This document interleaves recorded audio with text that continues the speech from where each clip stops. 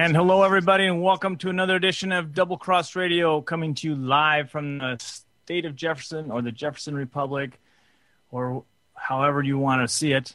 And I'm Chuck Horton, and I'm joined tonight by my co-host Drew Lamb and our special guest Dennis Linthicum. And we have a great show for you tonight about the myth of the robber barons. It's all about history, economics, and I think you'll be able to see as we go through this. A lot of things that were happening back in the 19th century didn't end very well, and they're still going on today, and they're still not ending very well. And so it seems like a lot of things we don't learn because we don't really learn history the right way. We learn the spun version of it, which doesn't teach us the lessons we need to learn. So I'll stop babbling. And Drew, how are you doing today? Hey, I'm doing great, Chuck. Thanks for bringing us in there. And Dennis, welcome back to the show. I don't think you need much of an introduction at this point in time, but Dennis, I'll just give you a short one. He was a candidate for Congress in the 2nd Congressional District of Oregon in the primaries, and he lost his primary bid to the incumbent Greg Walden. Boo, Greg Walden. And he's currently a Klamath County commissioner, which is he does a great job there. Which we had commissioners of his stature in Jackson County, and he comes on the show quite frequently. We're trying to get him on here the last Thursday of every month to discuss stuff. We try and pick out topics that are kind of in his wheelhouse, so we can make use of his expertise. And he does have a degree in economics, and so Dennis, welcome to the show. You bet. It's always fun to get together with you guys and just hash out some of these ideas. These are important things for people to recognize and learn. We think so. So we do this for free. Well, yeah. You know, there are great economic truths. My daughter, she's 30. Her husband's 32. They were saying she was saying, you know, Dad, you ought to put. Ask Dad on some kind of podcast or something and just answer questions about economics for people who don't know any better. And I thought that was a cute little comment coming from her, but it's true. A lot of folks don't understand how these economic principles work, and they expect government to come in and solve a problem, but politicians can't do anything without first taking resources out of your pocket. Yes, and at times it gets rather disastrous, and it's really a misallocation of resources, because despite what any politician will tell you about they having a better insight into how resources should be allocated, they don't. I think you could go through the first 100 people in the Boston telephone book, and they'd have better ideas than any politicians ever come up with. They have no special insight into anything except who's their donors and how they're going to get reelected so they can make more money. That's pretty much it. Anyway, let's get on to our topic. Drew, you were going to start off with Cornelius Vanderbilt tonight. Now, Cornelius Vanderbilt has been dubbed one of the robber barons. I don't necessarily agree with that, but Drew's going to tell you a little bit about him and maybe why he got that distinction or was labeled such. So Drew, go ahead. Take off. Well, you know, upon researching this guy, you know, and learning a bit more about him, I really admire him. He's not a robber baron. There's nothing robber about this guy. He's wasn't a criminal. He was an entrepreneur, a very creative entrepreneur. And, you know, and he came from an entrepreneurial family. You know, back in the day, the fruit didn't fall far from the tree. Today, it seems to fall and then roll down the hill, I think, from my experience. But I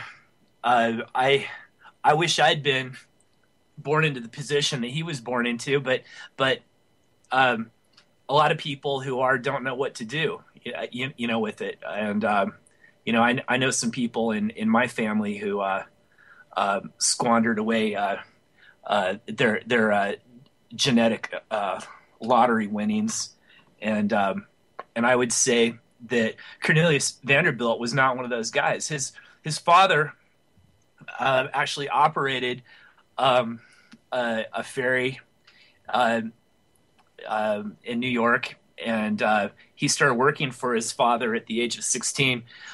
There's a pretty good brief biography about Vanderbilt on Wikipedia, actually, of all places. I'm going to present a lot of the information just right off of here because it's pretty good. Cornelius Vanderbilt was born in Staten Island, New York, to Cornelius Vanderbilt and Phoebe Hand. He began working on his father's ferry in New York Harbor as a boy, quitting school at the age of 11. At the age of 16, Vanderbilt decided to start his own ferry service. According to one version of events, he borrowed $100 from his mother to purchase a shallow draft two-masted sailing vessel, and he christened it the Swiftsure.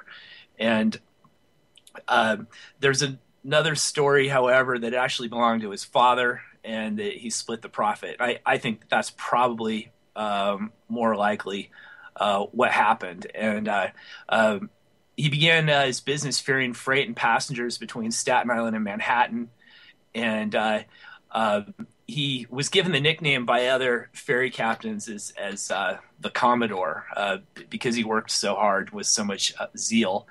And he married his first cousin, Sophia Johnson, December 19th in 1813. And in addition to running his ferry, he bought his brother-in-law, John DeForest schooner called the Charlotte, and he partnered with his father with that operation. And then shortly thereafter, Thomas Gibbons asked Vanderbilt to captain his steamboat between New Jersey and New York. And Vanderbilt kept his business going. This seems to be a theme with Vanderbilt, and I appreciate this. He didn't have all of his eggs in one basket, and he juggled a lot of duties, worked for several people, but he always had his own business going. And this is how I work. So it takes a lot of things, a lot of focus on a lot of different things to be a successful entrepreneur.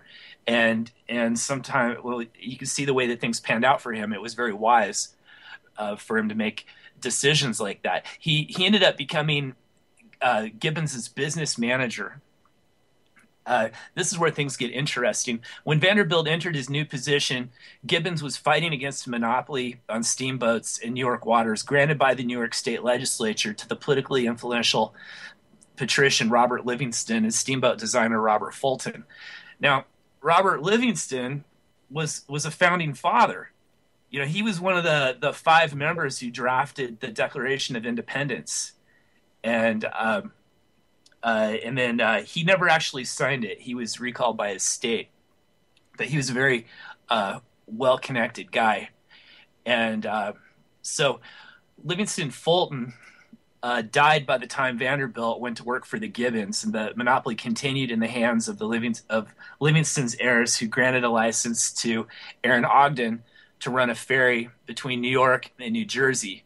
Gibbons launched his steamboat venture because of his personal dispute with Ogden. Oh, I want to back up for a minute with Robert Livingston. He also negotiated the Louisiana Purchase. So this was an extremely influential person, and who used his power and his connections to get the state granted monopoly to operate a ferry or a steamboat and to ferry passengers and freight. It's like getting the monopoly to run all the taxis in New York City or something. Right. So Gibbons launched his steamboat venture because of a personal dispute with Ogden, whom he had hoped to bankrupt. To accomplish this, he undercut prices and also brought a landmark case, Gibbons versus Ogden, to the United States Supreme Court to overturn the monopoly. Working for Gibbons, Vanderbilt learned to operate a large and complicated business. He moved to New Brunswick, New Jersey, a stop on Gibbons line between New York and Philadelphia, where his wife, Sophia, operated a very profitable inn. Using the proceeds to feed, clothe, and educate their children, Vanderbilt also proved a quick study in legal matters, representing Gibbons in meetings with lawyers. He also went to Washington, D.C. to hire Daniel Webster to argue the case before the Supreme Court. Vanderbilt appealed his own case against monopoly to the Supreme Court, which was next on the docket after Gibbons versus Ogden. The court, however, never heard Vanderbilt's case because on March 2nd, 1824, it ruled in Gibbons' favor, saying that states had no power to interfere with interstate commerce. Go figure. Maybe we need to go over this lesson once again. I'm going to interrupt just a second. Go for it. A little short. They made the right decision for the wrong reason. Nobody should have that right, but he said the right belonged only with the federal government, not with Sure, right. That's another issue. The case is still considered a landmark ruling and is considered the basis for much of the prosperity the United States later enjoyed. He enjoyed a great career as a steamboat entrepreneur. After Thomas Gibbons died in 1826, Vanderbilt worked for Gibbons' son William until 1829.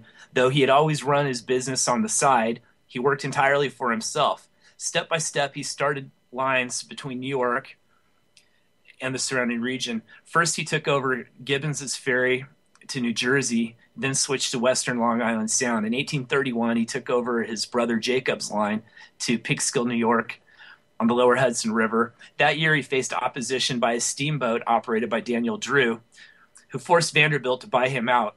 Impressed, Vanderbilt became a secret partner with Drew for the next 30 years so that the two men would have an incentive to avoid competing with each other. That's what I call co-opetition. On November 8th, 1833, Vanderbilt was nearly killed in the Hightstown rail accident on the Camden and Amboy Railroad in New Jersey. Also on the train was former President John Quincy Adams. That was the son of the John Adams. In 1834, Vanderbilt competed on the Hudson River against a steamboat monopoly between New York and Albany. Using the name the People's Line, he used the populist language associated with Democratic President Andrew Jackson to get popular support for his business. At the end of the year, the monopoly paid him a large amount to stop competing, and he switched his operations to Long Island Sound. During the 1830s, textile mills were built in large numbers in New England as the United States experienced an industrial revolution. Some of the first railroads in the United States were built from Boston to Long Island Sound to connect with steamboats that ran to New York. By the end of the decade, Vanderbilt dominated the steamboat business on the Sound and began to take over the management of the connecting railroads. In the 1840s, he launched a campaign to take over the most attractive of these lines, the New York, Providence, and Boston Railroad, popularly known as the Stonington. By cutting fares on competing lines, Vanderbilt drove down the Stonington stock price and took over the presidency of the company in 1847, the first of the many railroads he would head.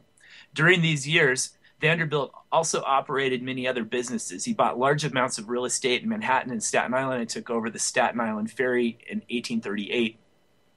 It was in the 1830s when he was first referred to as Commodore, and then the highest rank at the time in the United States Navy. A common nickname for important steamboat entrepreneurs is stuck to Vanderbilt alone by the end of the 1840s.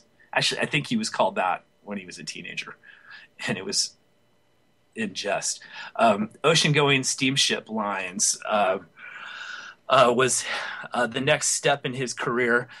When the California Gold Rush began in 1849, Vanderbilt switched from regional steamboat lines to ocean-going steamships. Many of the migrants to California and almost all of the gold returning to the East Coast went by steamship to Panama, where mule trains and canoes provided transportation across the isthmus. The Panama Railroad was soon built to provide faster crossing. Vanderbilt proposed a canal across Nicaragua, which was closer to the United States and was spanned most of the way across by Lake Nicaragua and the San Juan River. In the end, he could not attract enough investment to build the canal, but he did start a steamship line to Nicaragua and founded the Accessory Transit Company to carry passengers across Nicaragua by steamboat on the lake and river with a 12-mile carriage road between the Pacific port of San Juan del Sur and Virgin Bay on Lake Nicaragua. And in 1852, a dispute with Joseph L. White, a partner in the Accessory Transit Company, led to a battle in which Vanderbilt forced the company to buy his ships for an inflated price. In early 1853, he took his family on a grand tour of Europe in his steamship yacht, the North Star. While he was away, White conspired with Charles Morgan, Vanderbilt's erstwhile ally, to betray him and deny him money he was owed by the Accessory Transit Company. When Vanderbilt returned from Europe, he retaliated with a rival line to California, cutting prices until he forced Morgan and White to pay him off. He then turned to transatlantic steamship lines, running in opposition to the heavily subsidized Collins Line, headed by Edward K. Collins. Vanderbilt eventually drove the Collins Line into extinction. During the 1850s, he also bought control of a major shipyard and the Allaire Iron Works, a leading manufacturer of marine steam engines in Manhattan. In November 1855, Vanderbilt began to buy control of Accessory Transit once again. That same year, the military adventurer William Walker took control of Nicaragua. Edmund Randolph, a close friend of Walker, coerced the Accessory Transit's San Francisco agent Cornelius K. Garrison into opposing Vanderbilt. Randolph convinced Walker to annul the charter of the Accessory Transit Company and give the transit rights and company steamboats to him. Randolph then sold them to Garrison. Garrison brought Charles Morgan in New York into the plan. Vanderbilt took control of the company just before these developments were announced. When he tried to convince the U.S. and English governments to help restore the company to its rights and property, they refused. So he negotiated with Costa Rica, which, along with other Central American republics, had declared war on Walker. Vanderbilt sent a man to Costa Rica who led a raid that captured the steamboats on the San Juan River, cutting Walker off from his reinforcements from the United States. Walker was forced to give up and was conducted out of the country by a U.S. Navy officer, but the new Nicaraguan government refused to allow Vanderbilt to restart the transit business. So he started a line by way of Panama, eventually constructing a monopoly on the California steamship business. When the Civil War began in 1861, Vanderbilt attempted to donate his largest steamship, the Vanderbilt, to the Union Navy. Secretary of the Navy Gideon Wells refused it, thinking its operation and maintenance too expensive for what he expected to be a short war. Vanderbilt had little choice but to lease it to the War Department at prices set by shipbrokers. When the Confederate ironclad Virginia, popularly known in the North as the Merrimack, wrought havoc with the Union blockading squadron at Hampton Roads, Virginia, Vanderbilt had little choice but to lease it to the War Department. Secretary of War Edwin Stanton and President Abraham Lincoln called on Vanderbilt for help. This time, he succeeded in donating the Vanderbilt to the Union Navy, equipping it with a ram, and staffing it with hand-picked officers. It helped bottle up the Virginia, after which Vanderbilt converted it into a cruiser to hunt for the Confederate commerce raider Alabama, captained by Raphael Semmes. Vanderbilt also outfitted a major expedition to New Orleans, but he suffered a personal loss when his youngest and favorite son and heir apparent, George Washington Vanderbilt, a graduate of the United States Military Academy, fell ill and died without ever seeing combat. Then he started building a railroad empire. Though Vanderbilt had relinquished his presidency of the Stonington Railroad during the California Gold Rush, he took an interest in several railroads during the 1850s, serving on the board of directors for the Erie Railway, the Central Railroad of New Jersey, the Hartford and the New Haven, and the New York and Harlem, popularly known as the Harlem.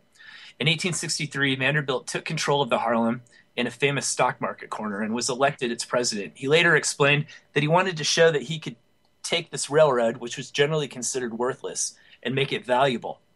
It had a key advantage. It was the only steam railroad to enter the center of Manhattan, running down 4th Avenue, later Park Avenue, to a station on 26th Street, where it connected with a horse-drawn streetcar.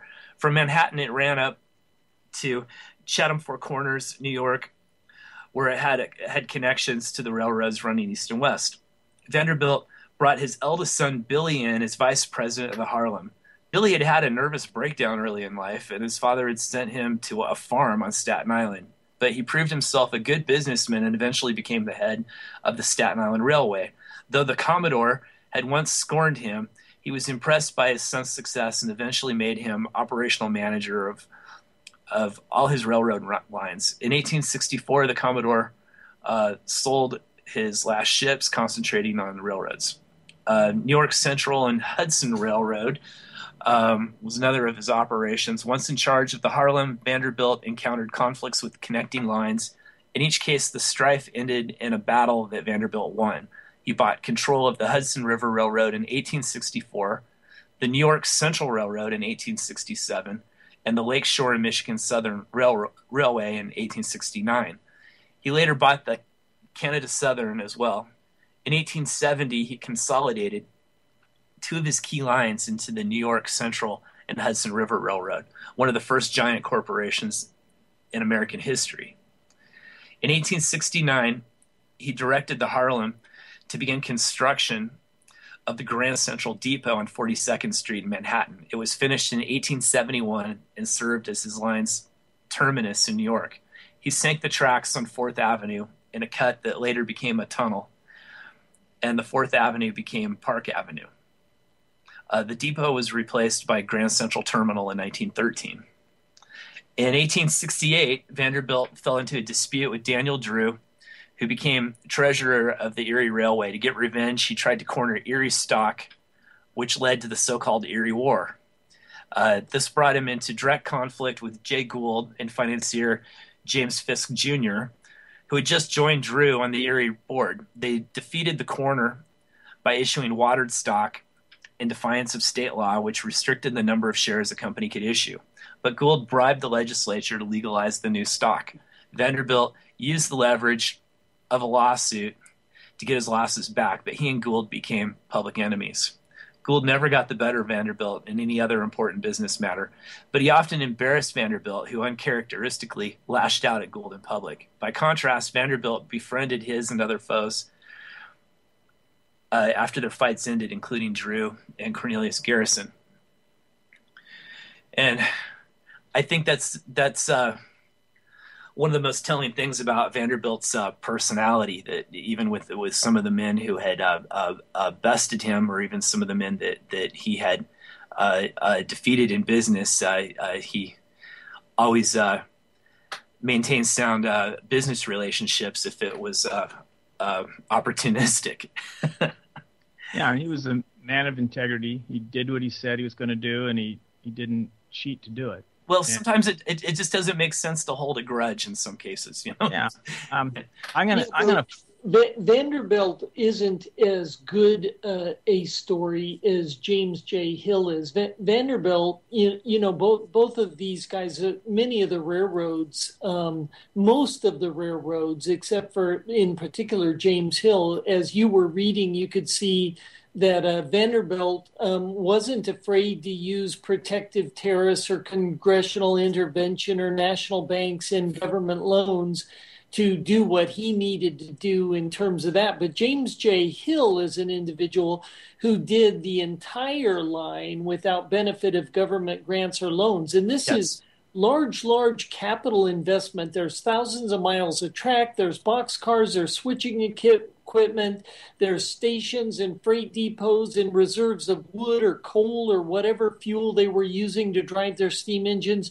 These are gigantic operations. And that rail system that James Hill created is really one of the better stories, because he did it by completely avoiding government subsidies and proving that it could be done without subsidies, proving that he could be successful, quote, and could be, he was known, quote, as an empire builder because of his, St. Paul Pacific Railroad operating in the Minnesota area. And it was just a fabulous railroad. Yeah, in fact, I think one of the bridges for that railroad still exists. It's a granite bridge across the Mississippi up there in Minnesota. I think it still exists. It did for a long time anyway, if it doesn't today. What we'll see as we describe railroads is we'll see that government intervention always distorts the market. Government intervention always skews and drives men to do things that they wouldn't normally do. Like if the government is going to subsidize you on mileage of track, then you ought to lay the most curviest line in the world, go around this building and around the front building and back, because you'll get paid more per mile, quote, because you put in more miles. And that's not how a businessman would lay track. He would lay track in a straight line at a low grade. And so you have men who are, thinking about how to do it efficiently, like James J. Hill, and then men who are using the deep pocket of their funding brothers in the public sphere. And so we always have to keep back in mind that when the federal government is promoting something, it's bad for the economy because of the distortion, and it's bad for the taxpayer because they're the ones who have to pony up. And they either ponied up in taxes or higher fares. It's just one or the other. I wanted to finish up on the Cornelius Vanderbilt, because he was one of the people who was labeled as the robber baron. He built this entire empire, and most of the people that he vanquished, and you could even tell, even in the Wikipedia thing that Drew was reading, when he's talking about his battles with Edward Collins and the Collins steamer line, he said he drove him out of business. Well, that is nothing could be further from the truth. The Collins steamship line never operated at a profit, and the only reason it stayed in business is because Congress kept giving him subsidies. When he started this line in 1849, the English had subsidized their own steamship line, the Cunard line, and it was making trips between England and the United States frequently. And so the Congress thought, well, we need to compete with that, so we're going to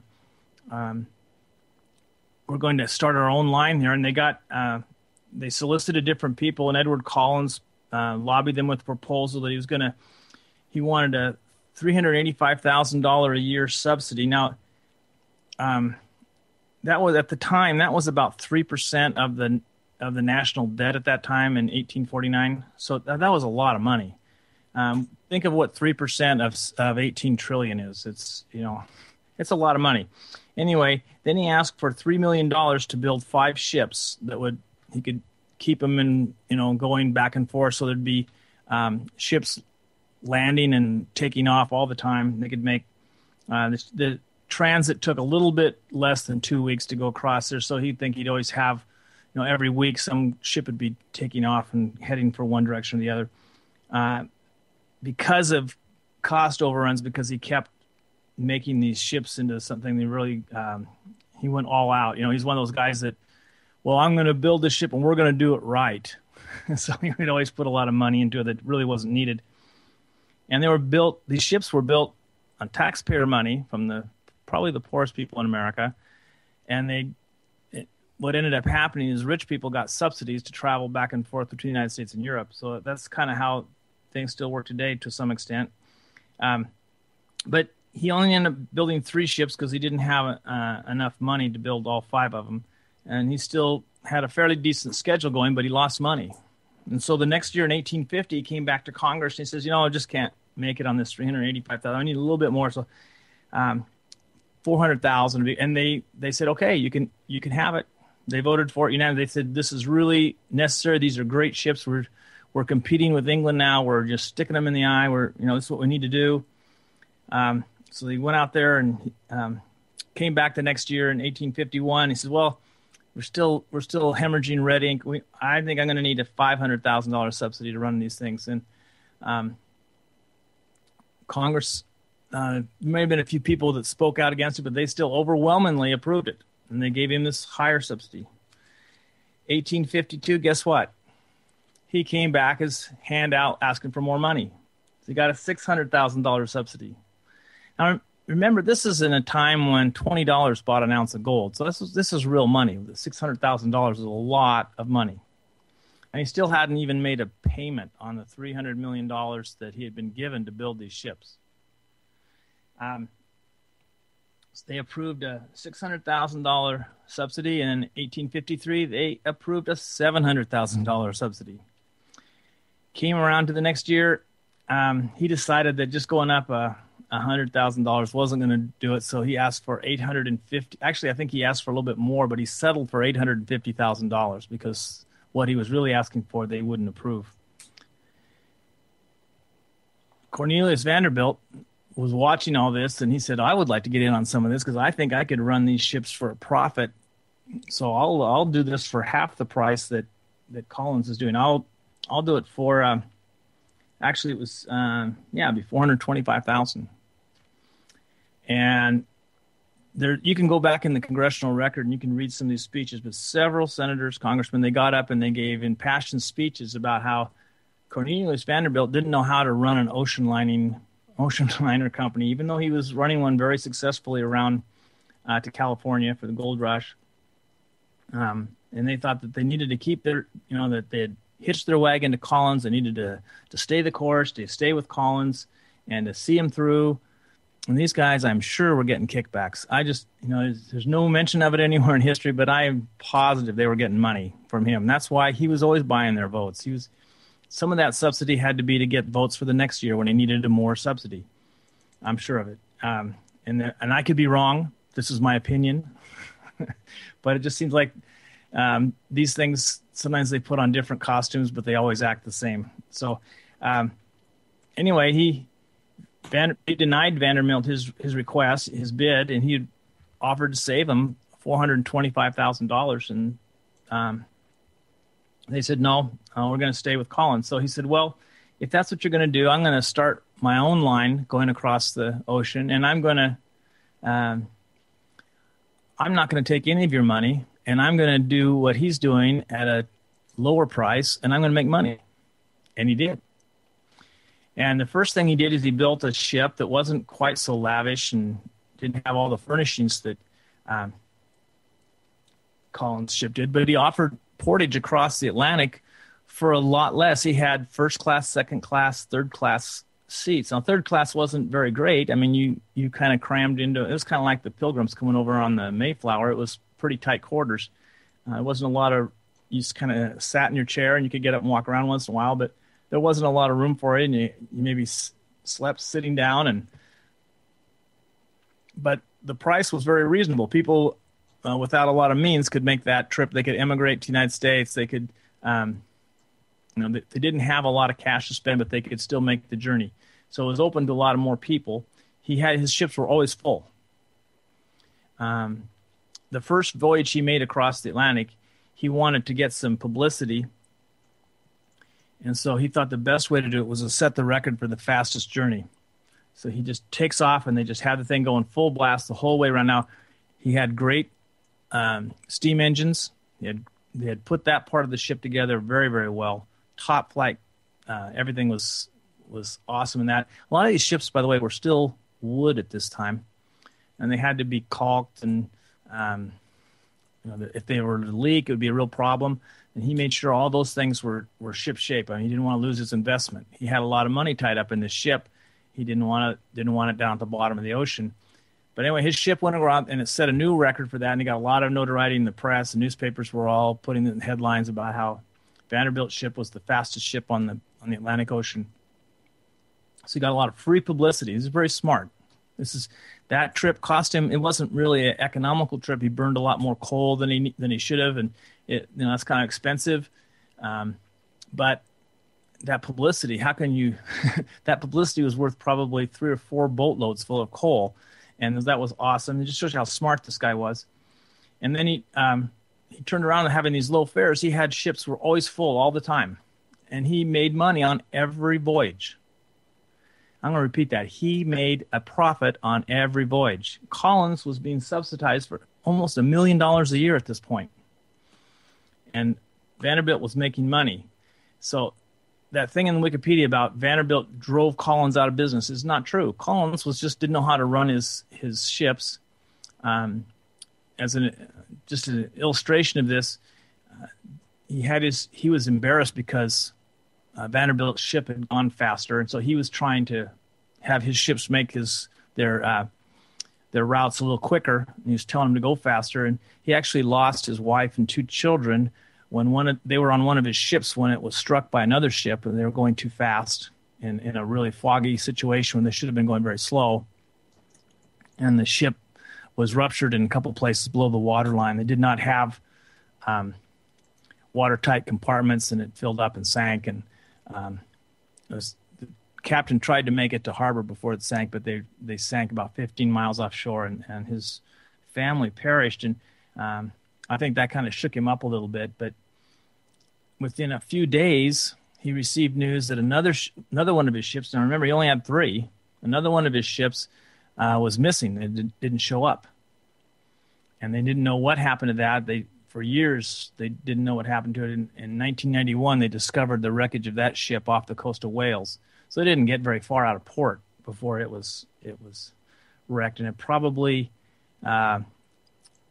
wasn't maintained very well because they were losing money and they were trying to cut costs, and they weren't trying to protect their investment because he would always just go to Congress to get more money. In fact, what he did when he lost those 2 ships, he went back to Congress and says, I need some money to build another ship.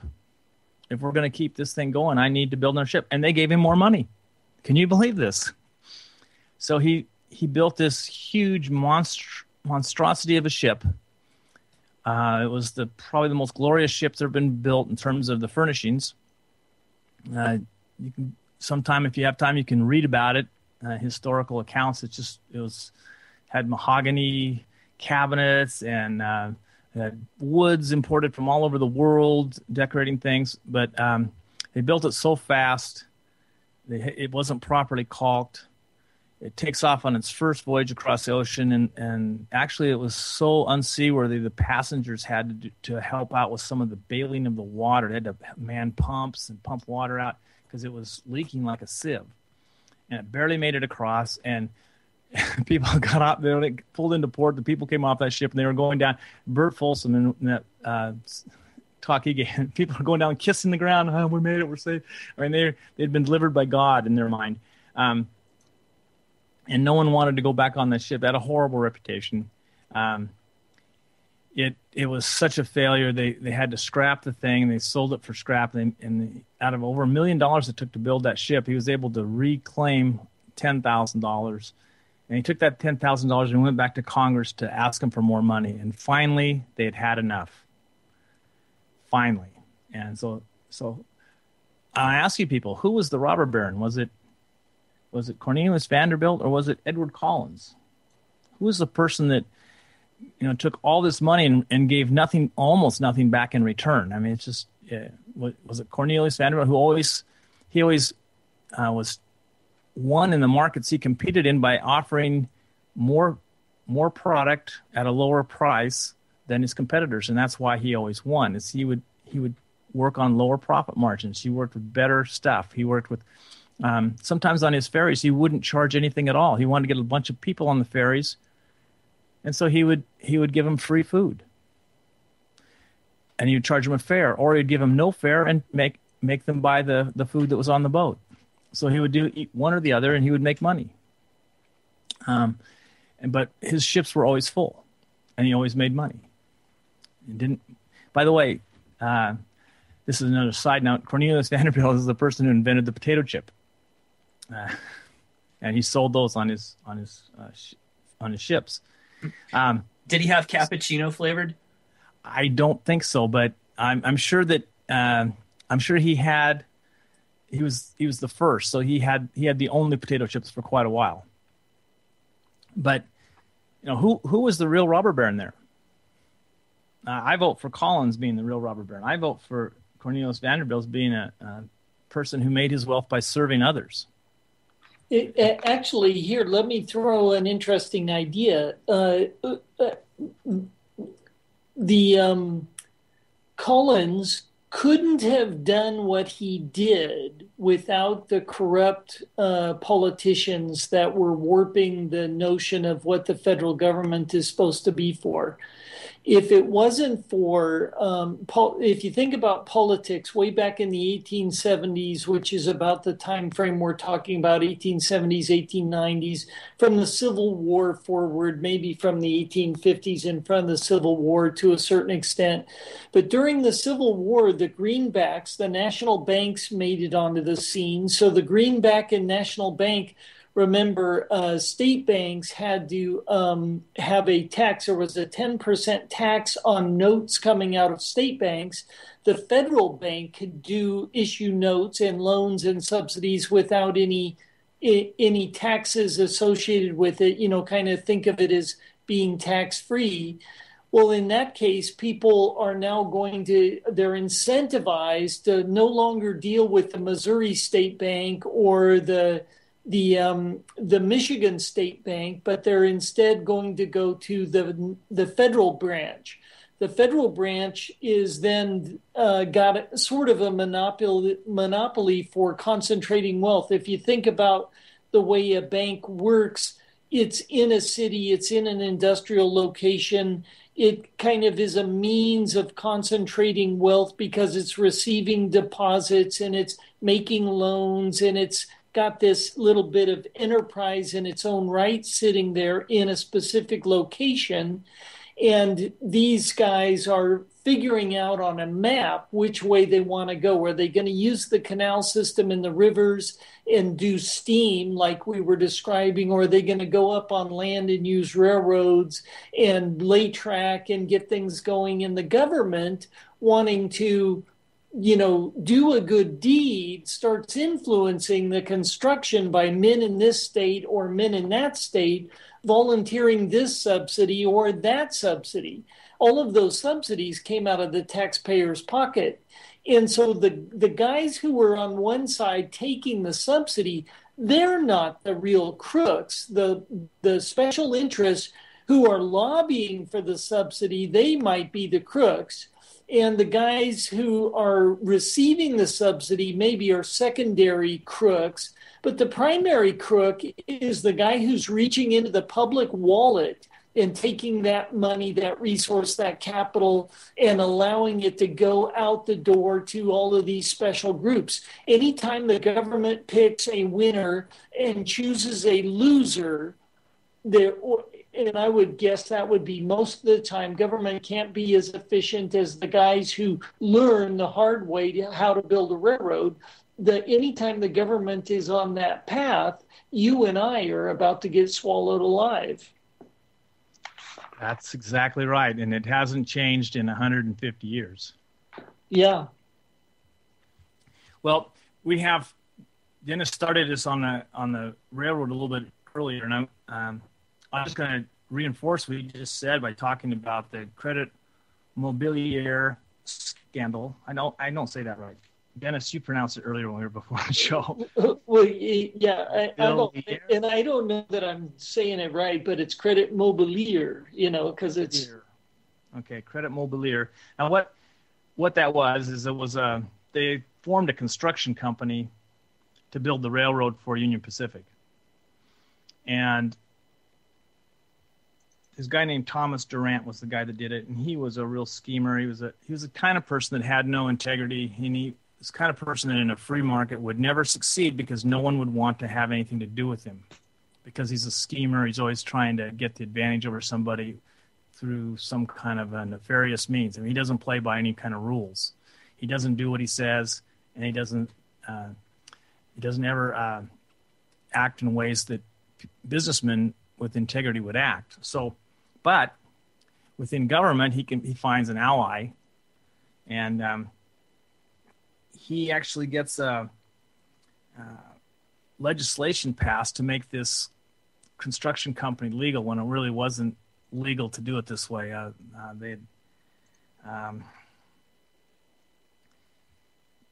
The ways that he wanted to do business weren't considered proper in those days, but he just kind of rammed it through and got special legislation to say it was okay, and he was able to do it. He had a crony. His name was Herbert Hoxie, and he got him to submit a bid, which he probably filled out for him, to build the Union Pacific. Now, this guy, I don't know if he was a actual railroad construction guy or just somebody who pretended to be one and could talk a good game or really knew what he was talking about and decided this is an easy way to make a lot of money. I don't know exactly anything too much about this guy, but I do know that this company that was made to be the contractor to build this railroad, they were basically, I would say they were a super retail operation. They would buy all their materials and pay for their labor at their cost, and they would mark it up several times to the Union Pacific, which then would be reimbursed by the government for the costs of rails and labor, and besides the land grants that they got and everything else. So he realized the game and how it was going to be played and how he could manipulate things to maximize the profit. Now, these guys in the construction company, they had no risk. They bought their equipment and materials and labor, and they marked it up 5, 6, 7, 8 times, 10 times, whatever, and the government paid for it to the Union Pacific, and Union Pacific would then pay them. This was very profitable. And actually, it's worth noting that congressmen, there was a giant scandal after this all broke. Congressmen took Credit Mobilier stock at par value. Then when they got the contract to build for Union Pacific was then Union Pacific was never a big money maker, but the construction company that was doing all the work on the landscape, they were the guys making money. And all the Congress, so now the value of the stock goes through the roof, and all those congressmen, of course, got their rewards straight out of the contracts that were issued in the subsidy side with Union Pacific. So it was a fascinating story. Yeah, and the congressman involved, the first one to get involved, he kind of figured out what was going on, I think, and he wanted in on the deal. And he and his brother, for a while, deposed Durant on the board, and Durant got back in control, and they decided to work together. This guy's name was Oakes Ames, and I am sure I was at the 2nd Congressional District PCP convention to nominate people to go to the national convention for Republicans, and there was a guy named Ames, and I'm sure he said he was a descendant of Oakes Ames. Actually, yeah, he was a his name is Ames.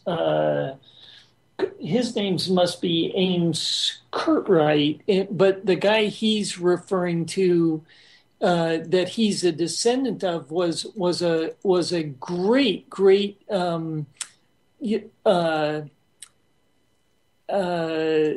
constitutionalist, a real conservative. His name was Fisher Ames, and Ames Cartwright, I think. I can't remember Ames' last name, but anyway, Fisher Ames is, a great somewhere in his line. And okay. Fisher Ames, if you pick up some of Fisher Ames' writing, he is a fantastic conservative. Okay. Well, that's good. I think better of this person. But I did anyway, they get going, and people start to figure out what's going on. There was 2 senators and 9 representatives that received these kickback handouts, and they were all people that dealt with regulating the railroads. And they were in charge of policy and approving requests and things like this. So they had greased the wheels to make sure that everything would roll their way. And eventually people started to figure this out, and it was a huge scandal. And it was just really huge. And we want to compare these guys, who I would consider to be robber barons, consider these people and compare them to James J. Hill, who, as Dennis was talking about, he built his railroad without a cent of public money. He bought every right-of-way he needed. He built his railroad to last because it was his investment. It was his money in there. He didn't want to replace track. On the Union Pacific, they would lay their track over ice because they wanted to get that subsidy. And then when it would fall apart, when the ice melted, they'd go back and relay it again and get the same subsidy again. So they didn't care. They didn't have anything. They didn't have any skin in the game. James J. Hill had his entire fortune was wrapped up in this railroad, and he also wanted. He realized that just building a railroad isn't going to make you money unless you have people that need to use it. So he would. People that wanted to go out and settle and start a farm somewhere and whatever, he would only charge them $10 to drive, to ride out there. He would sometimes he would bring over, I think he brought 1,000 head of cattle, and he distributed it to farmers along his route because he wanted them to raise beef, and he'd ship it back. He would make money shipping the products back to Chicago, to the meat yards there. If you think about it, this is really pretty good logic. You take a 100-pound calf and you ship him, and you can put them in a boxcar, and they're lightweight. They're only 100 pounds each. Then when you bring them back in 18 months, they're 1,000 pounds each. This is a pretty good deal, and you're charging all the way back to the meat shop in Chicago. Armour was set up in Chicago. Yeah. And it was the great meat packing capital of America because all the railroads went there. The steel was created there with Carnegie running the steel mill, and then Armour builds his meat packing plant there because, of course, there's plenty of steel. And therefore there's plenty of railroads, and there's plenty of this kind of concentration going on. So it's a fantastic, what a brilliant guy to think about how to make money by helping people get started, creating that entrepreneurial spirit, and then allowing them to prosper and bring you along for the ride. Yeah, and he would set up things like experimental farms where they would try out new kinds of seeds and different varieties and what would grow best in that climate. And he always, when he'd build a new section of railroad, he would always they'd map out the best route so it would have the easiest grade. He found Lewis and Clark's secret passageway through the Rockies, which was a tremendous savings. It saved him. I saved him lots of mileage, and he ended up building a railroad to Seattle that was 115 miles shorter than the heavily subsidized Northern Pacific, which went bankrupt and almost immediately because the Northern Pacific didn't have anybody on its route. He thought, the guy that built that thought a lot of people would go there and they would want to go as tourists. They just want to go and look at all the pretty sights out of the train windows, and that he couldn't ever ship anything on his railroad because there wasn't anybody living along his rail line. And the guy was kind of he spent all he's trying to run his rail line from New York City, and he didn't understand what it was, what was going on out there. There wasn't anything to ship. There weren't enough people to fill up his trains, and so it was very unprofitable. James J. Hill, on the other hand, he had it all figured out. He understood what it took to make a living, and he made his fortune by serving others, giving people what they want at a better price and with better service and better product. And he would do things like give people discounts for contracting with him, and if they would guarantee him that they would ship all their stuff on his line, he'd give them a discount because he would have their business all year round. He wouldn't have to go and haggle with them each time. So they would just do a contract for a year.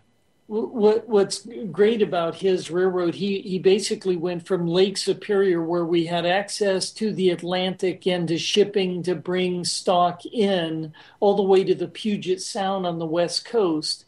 And if you think about, connecting those two waterways, it's not the Erie Canal, it's a land canal built on rails, and he built it all one piece at a time, accumulating smaller rails that were already laid down, and targeting cities and low grade, easily buildable straight line rail.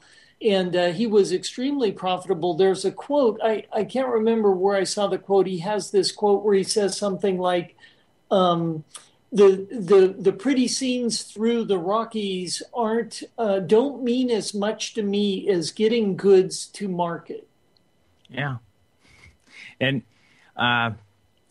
he also had a lot of spur lines that he would build. When he would go to an area, then he would make that a hub, and he would spur lines out to other communities. So he doesn't just he was developing that whole region for the people who lived there, giving them access to all the markets in the world. And that's an awesome thing that he did. And there's no way that he was a robber baron. He was a hero. And so, we have the robber barons are the guys like Leland Stanford, who was so corrupt. I mean, he used political power and influence to keep other competing railroads out of California. He actually became a politician. He became elected to office, and he was even more ruthless then. And he had a small committee of people, and they kind of took care of their own part of the graft, and they just monopolized the markets. They made people pay their price if they wanted to ship anything, and they were ruthless, and they were not nice people at all. The fact that he donated all this land and started a private university with his name, I guess it makes people think that he was a great man, but he wasn't. He was a criminal. He was a robber baron. James J. Hill was a hero. And there's a big difference between, I would call these other types of people, the Edward Collins, the Durants, the Leland Stanfords. I'd call them political entrepreneurs. And I would call the Cornelius Vanderbilts, the James J. Hills, I call them more economic entrepreneurs. They were businessmen. They wanted to, and in a free market, you can't survive. You can't make a profit unless you can find a way to serve the mass market. You can't make a living. Well, I guess there is some kind of a living. There's a niche market out there for serving rich people, but there's a niche market for pirates. Yeah, but there's the real market, the one that you can get very wealthy on, is you have to serve the masses. Yeah, think about Andrew Carnegie when building, when operating a railroad steel mill kind of thing. He says to make 1 ton of steel, 1.5 tons of ironstone has to be mined. It has to be transported by a rail 100 miles to the lakes. It has to be carried by boat hundreds of miles and transferred back to cars and then transported by rail 150 miles to Pittsburgh. How then could steel be manufactured and sold without loss at 3 pounds for 2 cents? This, I confess, seems incredible to me, but it is so. Now think about that, 3 pounds of steel for 2 cents. And it's because he's serving the masses. He's not serving the special interests. He's actually producing these great services for people, and he can sell it cheaply because there's this enormous demand. You have to keep supply and demand in the forefront. I think we've run out of time. Good night, everybody. Thank you for tuning in. See you next week. See you guys.